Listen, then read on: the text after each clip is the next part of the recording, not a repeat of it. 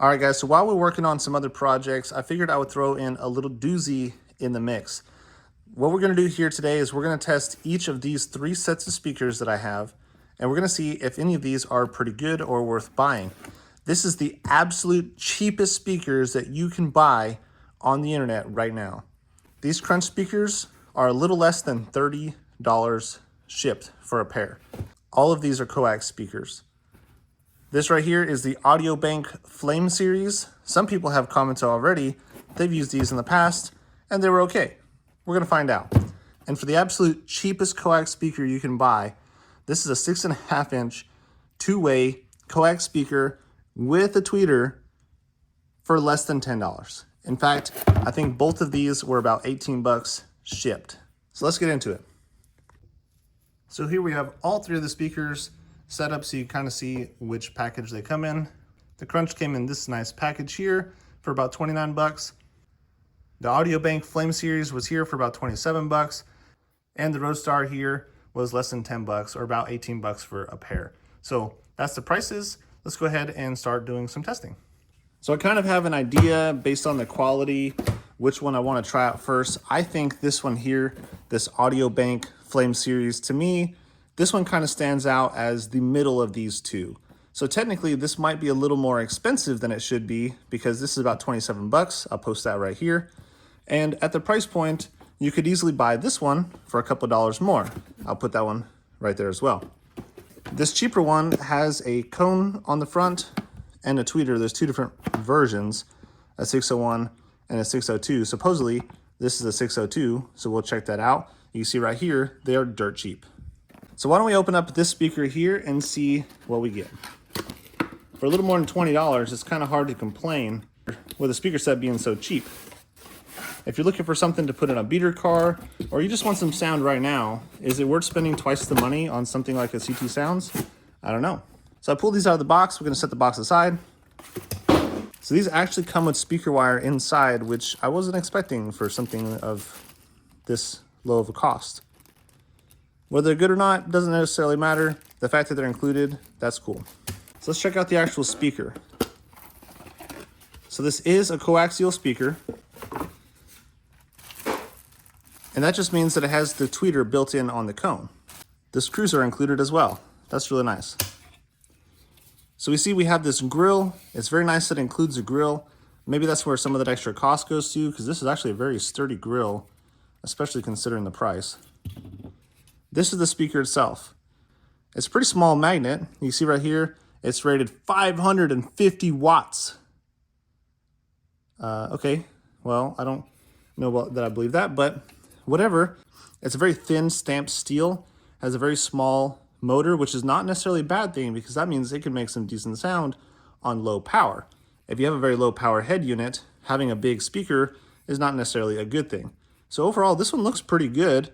Everything looks standard, and it does have a tweeter.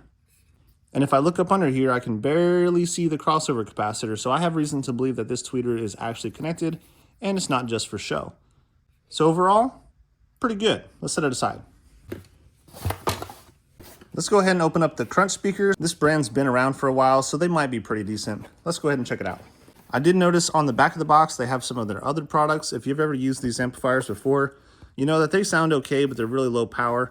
And these subwoofers, if you've ever used those before, they're also super low power. First thing open in the box, we do have the wires for the speaker, and they look to be a little bit thicker than the other ones, so that's pretty cool. They also have screws. I hate to say it, but I really like when they include screws in the package. These also came with a manual, and you know that I am a sucker for manuals, so let's check it out.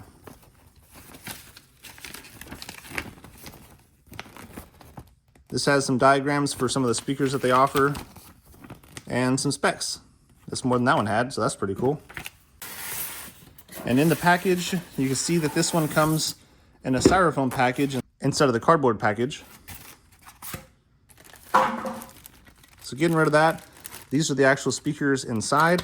So let's pull this out and see what we get. Right off the bat, this guy here looks almost identical to this guy here. They're literally the same grill. They just have a different logo. The speaker itself, this one has this nice brushed aluminum looking doodad around it, so it does look a bit more premium. The tweeter wire also runs through the center of the stem up to the tweeter instead of coming over here on the front. The cone is like a polypropylene material, and the surround is actually rubber, whereas this one has a paper cone and a little foam surround. It's also really flat. It's quite a bit flatter, it seems, than even this other cheaper one here. And the motor's quite larger too. Pretty large motor. It doesn't say anything about RMS ratings. It says 300 watts. Yeah, we know that's not true, but that's fine because we're gonna go ahead and test what they do on low power anyways. This does seem like quite a bit more premium of a speaker, especially given that this guy here is only about $2 more than that guy over there. So for $2 difference, which speaker would you rather have? Because this one's a heavier cone, it may end up not sounding as good as that one, even though it appears to be better built. The last one up, let's check out this one. This is a Roadstar VO602. This is supposed to be a coaxial speaker. It says 80 watts nominal. I'm guessing that's for the set. Actually, it can't be for the set because they come individually. It says 80 watts nominal. I don't think that's true, but we'll find out. Open this up. Inside the box, there's quite literally just a speaker and a little piece of foam to protect the motor. Let's pull it out. So first off, the magnet is really tiny. If we peel this sticker off, we can see some more details. And right there it says 80 watts nominal. Nah, this is a very tiny magnet. This is the tiniest magnet of any of them so far. Let's check that compared to the Crunch. It's like half the size. It's comical how small it is. The camera doesn't even really hardly pick up how tiny it is. Also a thin metal basket, no big deal. Has a very cool teal looking surround. It's foam and it has a paper cone that's been painted. So that's pretty cool. And it does have a little tweeter. However, I cannot see the crossover capacitor in there at all. So we're gonna have to test that and see if that tweeter is actually doing anything or not. Okay, so we have all these speakers here on the bench. We have El Cheapo, we have middle of the range, and we have $2 more. That's what we're gonna call these guys. So this guy here, the Crunch speaker, is only $2 more for the set than these guys here. And of course we have the El Cheapo here, which is about $10 cheaper than either of these two. So we're gonna go ahead and hook some power to them. We're gonna play some of YouTube's best royalty-free music just to get an idea of what they sound like. Remember, we're comparing them to each other, not necessarily to any other standards. So what we're looking for here is this guy worth $10 more than this guy for a set? And obviously, is this guy worth the extra $2 over this guy? So I'm really trying to see, of these three, where's the best value, where's the best performance? Let's find out. My amplifier is 100 watts per channel, so we should have no problem turning this guy up.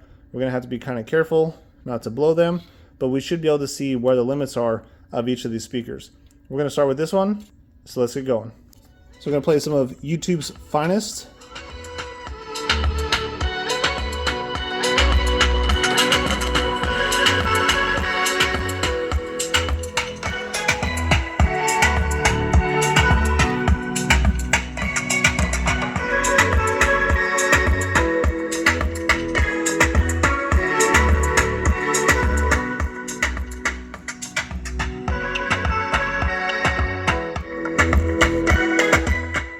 So immediately what I notice is that when I turn it up, it doesn't necessarily get a whole lot louder, but it does start to make some funny sounds.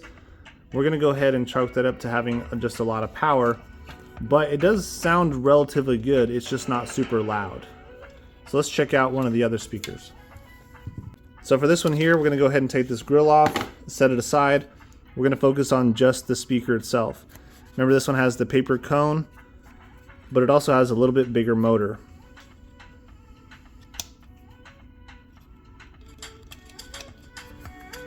So we have this one connected. Let's go ahead and turn it up.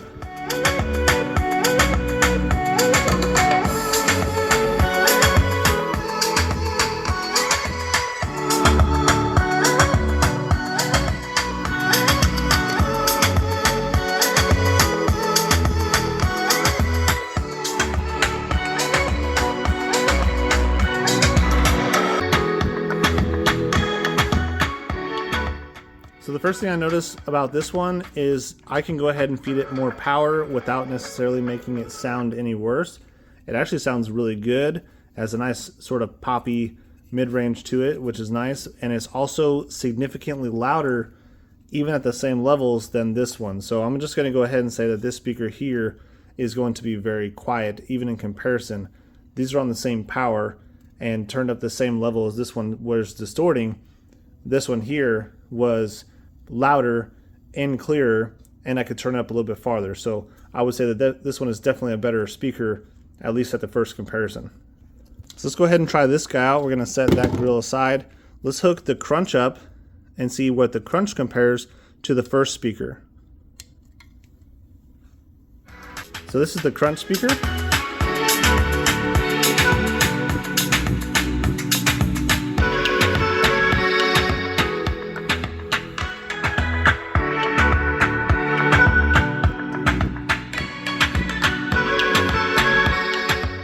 The first thing I notice is it handles a lot of power. I'm also noticing it's not super loud with that power, but it does seem to have sort of a good bass response. It's also a much shallower speaker than the other one as well. I can tell that this one here really starts to crap out on the power, while this one takes it very well. So I'm going to go ahead and disconnect this one out of the equation entirely, and we're going to hook this one up and compare those two. Okay, so we have these two side by side. I'm going to go ahead and turn it up a little bit and listen to this one versus this one and see which one sounds better.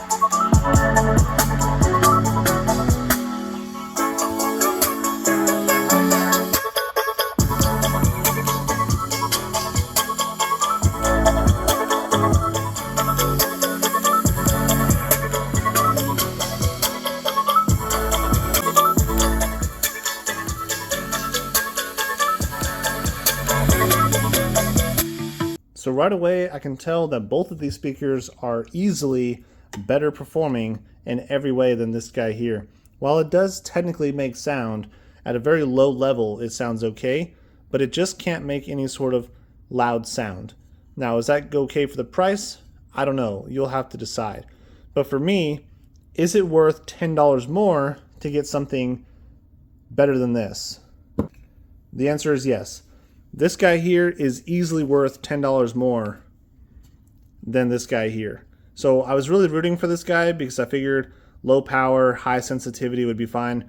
Really, this guy doesn't have enough motor to get out of its own way, and it's not the tweeter, nothing about it is loud enough to do anything really at all. So on the 8 to 10 watts you're going to feed this guy, it's just not going to be loud in any sense. You would be better off with a basic paper cone speaker. I think that's part of the problem, is this speaker is built with slightly better components, but with that little bitty motor, it can't do anything with them.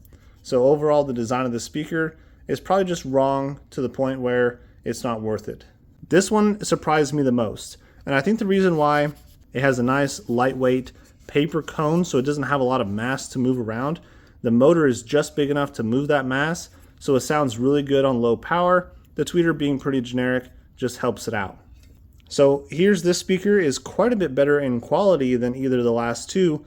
The great big motor helps a lot. The thinner basket helps it probably fit in more situations. More universal speaker. I would say this is a pretty decent design, except for the fact that this doesn't get near as loud as this guy on the same power. You have to really crank this guy up with some power to get the same SPL as you would from this. Even though this does technically sound a little bit better, it has a little bit deeper, a little bit more bass, maybe just marginally. This heavier cone does take away from some of that mid response that this paper cone just feels nice and warm and just sounds good in general. This one sounds more robotic and mechanical, and this one sounds warmer. While this guy may hold up to some more power, maybe some more abuse, I would even say even some better conditions, this guy may hold up to, say, dust and everything better. When it comes down to the price per dollar, I would say this one here is probably my favorite out of all three of these.